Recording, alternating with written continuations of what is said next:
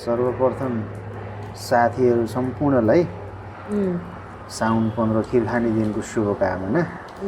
हजुरहरूले पनि खिर खानु होला, मिठो मिठो बनाएर यस्तै।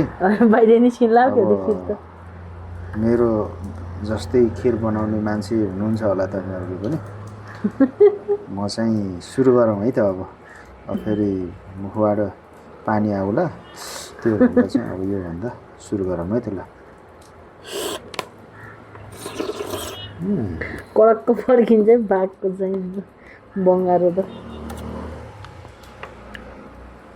त्यो दामी भनेर